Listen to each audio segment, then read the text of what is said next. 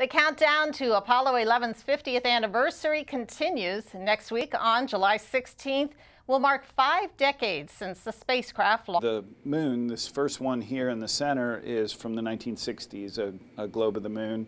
And then the other two are with the Lunar Reconnaissance orbiter data.